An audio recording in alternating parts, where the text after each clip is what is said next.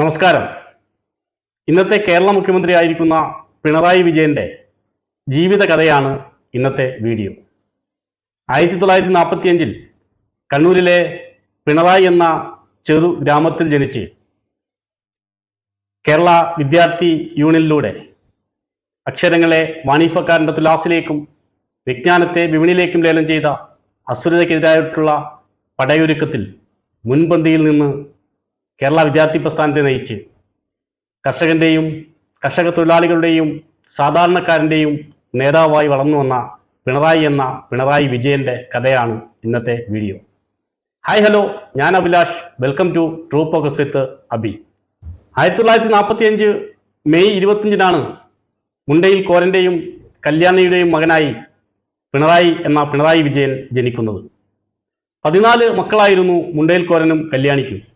എന്നാൽ 3 പേര് മാത്രമേ ജീവിച്ചുള്ളൂ. ബാക്കി കുട്ടികൾ പട്ടിണിയുടെയും പോഷകാഹാരത്തിൻ്റെയൊക്കെ കുറവ് കൊണ്ട് മരണപ്പെട്ടുപോയി. ആ കാലഘട്ടത്തിലെ കേരളത്തിലെ സാധാരണ കുടുംബങ്ങളിൽ ഉണ്ടായിരുന്ന ഒരവസ്ഥ തന്നെയാണ് പിണറായിയുടെയും. വളരെ കഷ്ടപ്പാട് നിറഞ്ഞ ജീവിതമായിരുന്നു. നന്നേ ചെറുപ്പത്തിൽ തന്നെ അച്ഛൻ മരണപ്പെട്ടു. കുടുംബത്തിൻ്റെ കഷ്ടപ്പാടുകൾ മാറ്റുവാൻ തൊട്ടടുത്തുള്ള ഒരു നെയ്ത്തുശാലയിൽ ജോലിക്ക് പോയി കുഞ്ഞ് പിണറായി വിജയൻ. വലിയ ശമ്പളമൊന്നും ലഭിച്ചില്ലെങ്കിലും കുടുംബത്തിൻ്റെ പട്ടിണി മാറ്റുവാൻ പിണറായി വിജയൻ കഠിനമായി ജോലി ചെയ്തു.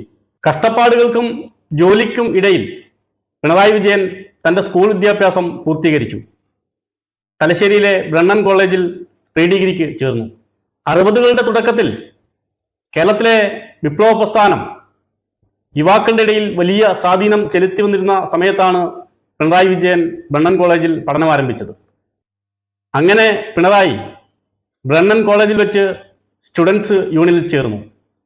വളരെ ചെറിയ കാലയളവിൽ തന്നെ കേരള സ്റ്റുഡൻസ് യൂണിയന്റെ പ്രസിഡന്റ് പദവിയിലേക്ക് പിണറായി വിജയൻ എത്തിക്കഴിഞ്ഞു. പിന്നീട് KSYFന്റെ പ്രസിഡന്റ് സ്ഥാനത്തേക്കും പിണറായി എത്തിച്ചേരുകയാണ്. 1964 പിണറായി വിജയൻ CPIMന്റെ മെമ്പർഷിപ്പ് എടുത്തു.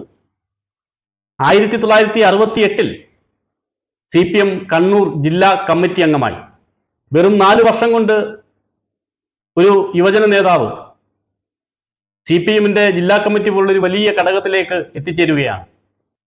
നല്ല പ്രാസംഗികനും സംഘാടക മികവ് പുലർത്തിയിരുന്ന പിണറായി വളരെ പെട്ടെന്നാണ് CPIMന്റെ ജില്ലാ കമ്മിറ്റി അംഗമായി മാറുന്നത്. 1970 പിണറായിയുടെ 25ാം വയസ്സിൽ പാർലമെന്ററി രംഗത്തേക്ക് കടന്നു വന്നു. അന്ന് നടന്ന നിയമസഭാ തെരഞ്ഞെടുപ്പിൽ വലിയ ഭൂരിപക്ഷത്തിൽ ജയിച്ച് MLA ആയി മാറി. ഒരു നെയ്ത്തുകാരൻ്റെ മകനായി ജനിച്ച് കഷ്ടപ്പാടുകൾക്കിടയിലൂടെ നടന്ന് കേരള നിയമസഭയുടെ പടികൾ ചവിട്ടി ഒരു MLA ആയി മാറിയിരിക്കുന്നു. നീതിക്കും ന്യായത്തിനും വേണ്ടി വാദിച്ച് കഷ്ടപ്പെടുന്നവന്റെ ശബ്ദമായി നിയമസഭയിൽ പിണറായി എന്ന MLA മാറിക്കഴിഞ്ഞിരുന്നു. ആ സമയത്താണ് 1975 ഇന്ദിരാഗാന്ധി അടിയന്തരാവസ്ഥ പ്രഖ്യാപിക്കുന്നത്. സർവ ജനാധിപത്യ മര്യാദകളും ലംഘിച്ചുള്ള നിയമങ്ങളായിരുന്നു അന്ന് നടപ്പിലാക്കിയത്. പ്രതിപക്ഷത്തെയും പ്രതിപക്ഷ MLAമാരെയും പോലീസിനെ ഉപയോഗിച്ച് അടിച്ചമർത്തി. പ്രതിപക്ഷത്തുണ്ടായിരുന്ന 10ഓളം MLAമാരെ അറസ്റ്റ് ചെയ്തു. അതിൽ ഒരാൾ പിണറായി വിജയനായിരുന്നു. പിണറായി വിജയനെ കോഴിക്കോട്ടെ പോലീസ് സ്റ്റേഷനിലേക്ക് കൊണ്ടുപോയി. അവിടെ സെല്ലിനകത്ത് വെച്ച് ക്രൂരമായി മർദ്ദിച്ചു. ചോദ്യം ചെയ്യലോ പ്രകോപനങ്ങളോ ഒന്നുമില്ലാതെ വളരെ മൃഗീയമായിട്ടാണ് ലാത്തി കൊണ്ടും മുട്ടുകൊണ്ടും കാലുകൊണ്ടും പിണറായി എന്ന MLAയെ ക്രൂരമായി മർദ്ദിച്ചത്. കോഴിക്കോട് പോലീസ് സ്റ്റേഷനിൽ നിന്നും പിണറായി വിജയനെ കണ്ണൂർ സെൻട്രൽ ജയിലിലേക്ക് കൊണ്ടുപോയി. അവിടെ ചെല്ലുമ്പോൾ പിണറായിയുടെ ദേഹമാകെ മുറിവുകളും ചോരയും നിറഞ്ഞതായിരുന്നു. തൻ്റെ മുറിവുകൾ ജയിലിലെ രജിസ്ട്രേഷൻ ബുക്കിൽ രേഖപ്പെടുത്തണമെന്ന് അവിടുത്തെ സൂപ്രണ്ടിനോട് പിണറായി ആവശ്യപ്പെട്ടു.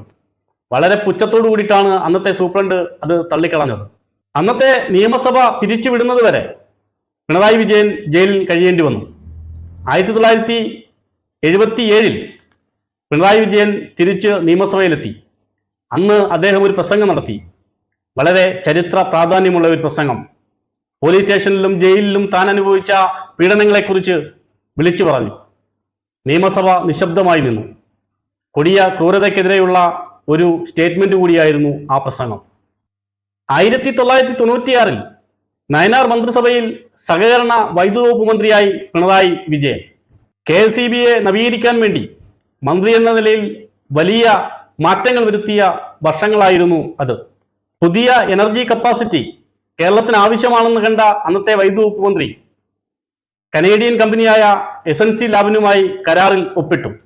ചെങ്കുളം പള്ളിവാസൽ നവീകരണ പദ്ധതിക്കാണ് SNC ലാബിനുമായിട്ട് ഒപ്പിട്ടത്. കേരളത്തിന്റെ വൈദ്യുതി മേഖലയിൽ വലിയ മാറ്റങ്ങൾ വരുത്തിയ ഒരു പ്രോജക്റ്റ് ആയിരുന്നു അത്. അതുകൊണ്ട് തന്നെ വലിയ പണം ചിലവാക്കേണ്ടി വന്ന ഒരു പ്രോജക്റ്റ് കൂടിയായിരുന്നു. എന്നാൽ പിന്നീട് നടന്ന ഓഡിറ്റിൽ അതിൽ കോടിക്കണക്കിന് രൂപയുടെ ക്രമക്കേടുകൾ നടന്നിട്ടുണ്ട് എന്ന് കണ്ടെത്തി.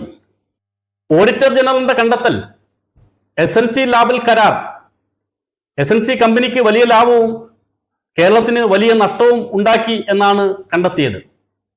പ്രതിപക്ഷ സമരത്തെ തുടർന്ന് CBI ആ കേസ് ഏറ്റെടുത്തു. പതിറ്റാണ്ടുകൾ നീണ്ടുനിന്ന ലാവ്ലിൻ കേസ്. എന്നാൽ 10 വർഷങ്ങൾക്കിപ്പുറം വിചാരണ കോടതി പിണറായി വിജയൻ കുറ്റക്കാരനല്ല എന്ന് കണ്ടെത്തി ആ കേസ് വെറുതെ വിട്ടു. പിന്നീട് ഹൈക്കോടതിയും പിണറായിയെ കുറ്റവിമുക്തനാക്കി. എന്നാൽ CBI ഈ കേസ് സുപ്രീം കോടതിയിൽ അപ്പീൽ നൽകി. കഴിഞ്ഞ 25 വർഷക്കാലമായി ലാവ്ലിൻ കേസ് നടന്നുകൊണ്ടിരിക്കുകയാണ്. മാറി മാറി വരുന്ന ഗവൺമെന്റുകളും അവരുടെ കേന്ദ്ര ഏജൻസികളും ഈ കേസ് അന്വേഷിച്ചുകൊണ്ടേയിരിക്കുകയാണ്. ഇന്നും ഈ കേസ് സുപ്രീം കോടതിയിൽ നടക്കുകയാണ്.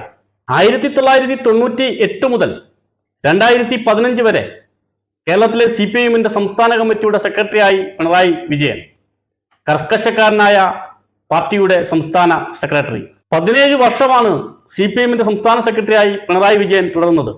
അക്കാലത്ത് കണ്ണൂരിലും കേരളത്തിലാകെയും നിരവധി പാർട്ടി പ്രവർത്തകർ വധിക്കപ്പെടുകയും രക്തസാക്ഷികളാവുകയും ചെയ്തു. അതിനെയെല്ലാം ധീരതയോടെ നേരിട്ട സംസ്ഥാന സെക്രട്ടറി ആയിരുന്നു പിണറായി വിജയൻ. ഒരുപക്ഷെ ഈ 17 വർഷക്കാലം കൊണ്ട് തന്നെയായിരിക്കണം പാർട്ടി കേരളത്തിൽ ഇത്രയധികം വളർന്നത്. എതിർ രാഷ്ട്രീയ പാർട്ടിക്കാർ പോലും ചെറുഭയത്തോടെയായിരുന്നു പിണറായി എന്ന CPIഎമ്മിന്റെ സംസ്ഥാന സെക്രട്ടറിയെ കണ്ടിരുന്നത് എന്നതാണ് വസ്തുത. 2016 കണ്ണൂരിലെ ധർമ്മടത്ത് നിന്നും വലിയ ഭൂരിപക്ഷത്തിലാണ് പിണറായി വിജയൻ ജയിച്ചു വന്നത്. 70ാമത്തെ വയസ്സിൽ കേരളത്തിന്റെ മുഖ്യമന്ത്രിയായി. സാധാരണക്കാരുടെ ആവശ്യങ്ങൾ നിറവേറ്റാൻ വലിയ പ്രാധാന്യം നൽകി. കൊറോണയും നിപ്പയും ഓഹിയും പ്രളയവും ഒക്കെ കേരളത്തിലേക്ക് വ്യാപിച്ചപ്പോൾ ലോക പ്രശസ്ത നേടുന്ന രീതിയിലാണ് ഒരു ഭരണാധികാരിയുടെ മികവിനെ പിണറായി കാട്ടിക്കൊടുത്തത്. ഒരു കേരള മോഡൽ ലോകത്തിനു മുമ്പിൽ കാട്ടിയ മുഖ്യമന്ത്രിയായി മാറി പിണറായി വിജയൻ. സ്വർണ്ണക്കടത്തും ശബരിമല യുവതീ പ്രവേശനവും ഒക്കെ പ്രതിപക്ഷം ഉന്നയിച്ച് വലിയ പ്രക്ഷോഭങ്ങൾ സംഘടിപ്പിച്ചെങ്കിലും പിണറായി എന്ന കരുത്തുറ്റ നേതാവിനെ തകർക്കുവാൻ കഴിഞ്ഞില്ല. വലിയ മാറ്റങ്ങളാണ് കഴിഞ്ഞ 9 വർഷങ്ങൾ കൊണ്ട് പിണറായി വിജയൻ എന്ന മുഖ്യമന്ത്രിയുടെ നേതൃത്വത്തിൽ കേരളത്തിൽ നടന്നുകൊണ്ടിരിക്കുന്നത്. ദേശീയപാത, വിഴിഞ്ഞം port, GAIL pipeline, Edamon വൈദ്യുതി പ്ലാന്റ്, ലൈഫ് ഫണ്ടുകൾ ഉപയോഗിച്ച് കേരളത്തിലെ വിദ്യാഭ്യാസ ആരോഗ്യ മേഖലയിൽ ഉണ്ടാക്കിയ മാറ്റങ്ങൾ, മലയോര ഹൈവേ തുടങ്ങി വലിയ മാറ്റങ്ങളാണ് കേരളത്തിൽ കഴിഞ്ഞ 9.5 വർഷം കേരളത്തിന്റെ നേതൃത്വം ഏറ്റെടുത്ത മുഖ്യമന്ത്രിയുടെ നേതൃത്വത്തിൽ നടന്നുകൊണ്ടിരിക്കുന്നത്. ഒരുപക്ഷെ കേരളത്തിൽ ഇത്രയധികം വേട്ടയാടപ്പെട്ട ഒരു രാഷ്ട്രീയ നേതാവ് ഉണ്ടോ എന്ന് ചോദിച്ചാൽ ഇല്ല എന്നായിരിക്കും ഉത്തരം. പിണറായിയെയും അദ്ദേഹത്തിന്റെ കുടുംബത്തെയും മക്കളെയും വരെ പ്രതിപക്ഷ പാർട്ടികളും മാധ്യമങ്ങളും വേട്ടയാടി.